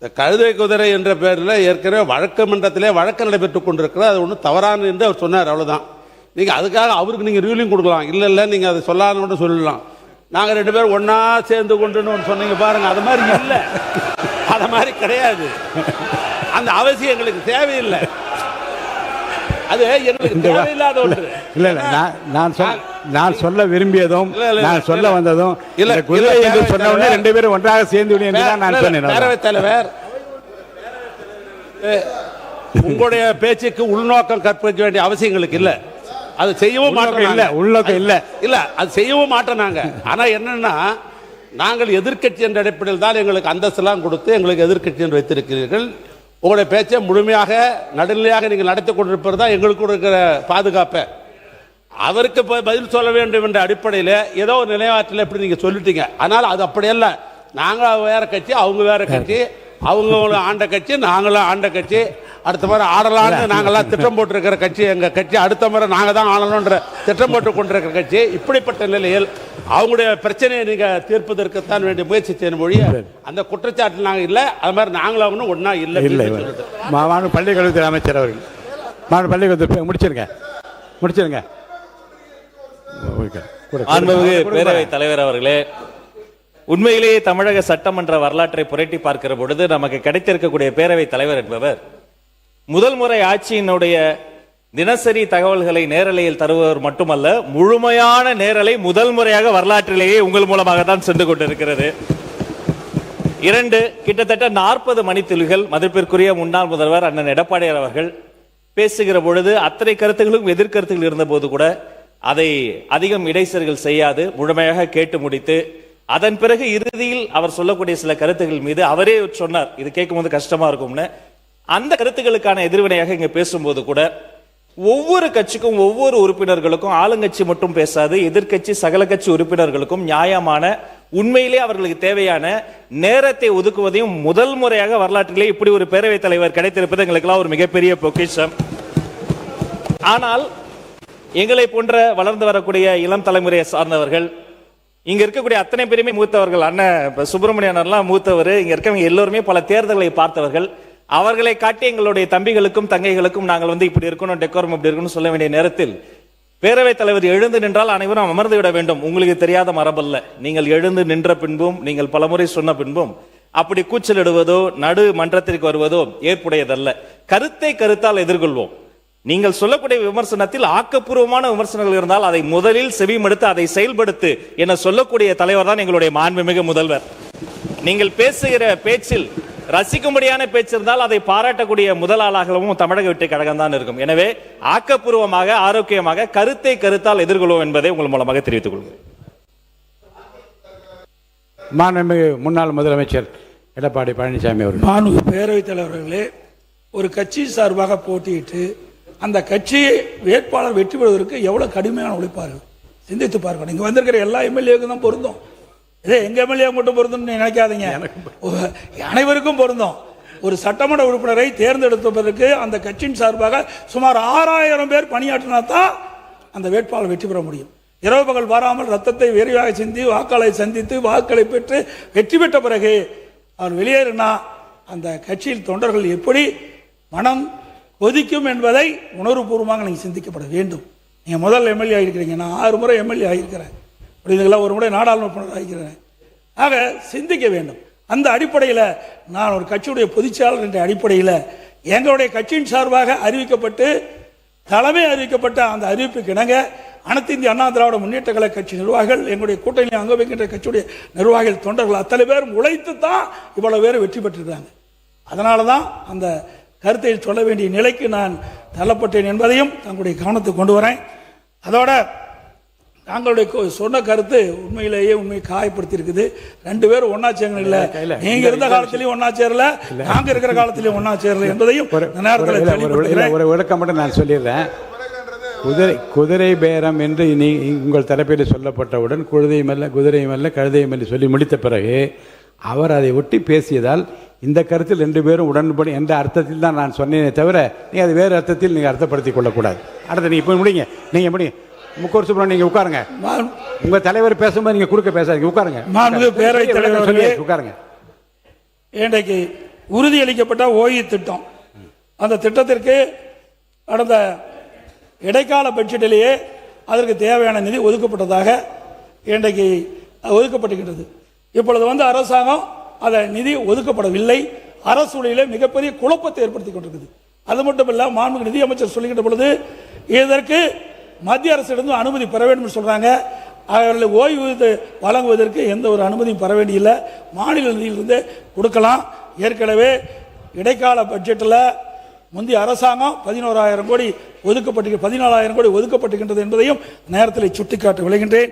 அந்த பழைய ஓய்வு பெற்ற அந்த ஊழியர்களுக்கு ஓய்வு தொகை வழங்குவதற்குண்டான நடவடிக்கை இந்த அரசு எடுக்கப்பட வேண்டும். ஈட்டலும் காத்தலும் காத்த வகுத்தலும் வல்ல அரசு என்ற அரசின் நிதி மேலாண்மை குறித்து ஐயன் திருவள்ளுவர் தெளிவுபட கூறியுள்ளார். இந்த தமிழக வெற்றி கழக கூட்டணி அரசு சமைத்துள்ள நிதிநிலை அறிக்கையில் ஈற்றலும் இல்லை, வகுத்தலும் இல்லை, காத்தலும் இல்லை, மாற்றம் வரும் என்று நம்பி வாக்களித்த மக்களுக்கு இந்த அரசு நிதிநிலை அறிக்கை என்ற பெயரில் போகாத ஊருக்கு வழிகாட்டி விட்டதே என்ற வருத்தத்திலும் ஏமாற்றத்திலும் உள்ளர் என்ற உண்மையை கூறி அமைகின்றேன். மாண்பு உறுப்பினர் திருமதி த லதா அவர்கள் நாளைக்கு விளக்கமாக உட்காருங்க. நாளைக்கு உங்களுடைய பதில் உரை இருக்கிறது. அவர்கள் என்னென்ன நிறைய கேள்வி கணைகளை தொடுத்திருக்கிறார்கள் எல்லாம் தொகுத்து வகுத்து நீங்கள் வரிசைப்படுத்தி நாளை உங்களுடைய பதில் உரையில் கூறினால் அது பொருத்தமாக இருக்கும். போதுமே. திருமதி லதா உட்காருங்க. வேண்டாம் நோ கான்ட்ரவர்சி. உட்காருங்க. மாண்புமிகு இல்லை வேண்டாம், இப்போ வேண்டாம். இல்லை இப்போ இது உட்காருங்க. மாண்புமிகு உறுப்பினர் திருமதி லதா அவர்கள் சொல்லுங்க. நீங்கள் சொல்லிட்டீங்க, உட்காருங்க. நான் அதை செவிமடுத்து நீங்கள் சொன்னதே நான் கவனமாக கேட்டுவிட்டேன். திருமதி லதா அவர்கள் உட்காருங்க. திருமதி லதா அவர்கள் பேசுங்க. மை கொடுங்க. உட்காருங்க. நீங்கள் மை கொடுங்க, அவங்களுக்கு கொடுங்க. மாண்பு உறுப்பினர் பேசுங்க. மாண்பு பேரவைத் தலைவர்களே, நாங்கள் சொன்ன வார்த்தையை நீக்கிட்டீங்க. அதே போல பொதுப்பணித்துறை அமைச்சர் தேவையில்லாத கருத்தை இங்க பதிவு செஞ்சிருக்கிறார். அதை நீங்க அவை குறிப்பிலிருந்து நீக்கப்பட வேண்டும். நாங்க சொன்ன கருத்தை நீக்கிட்டீங்க. ஆக அவர் சொன்ன கருத்து தேவையற்ற கருத்து, இந்த அவைக்கு பொருந்தாத கருத்து, அதை அவை குறிப்பிலிருந்து நீக்க வேண்டும் என்று தங்களை வலியுறுத்துகிறேன். மாண்பு உறுப்பினர் லதா அவர்கள்.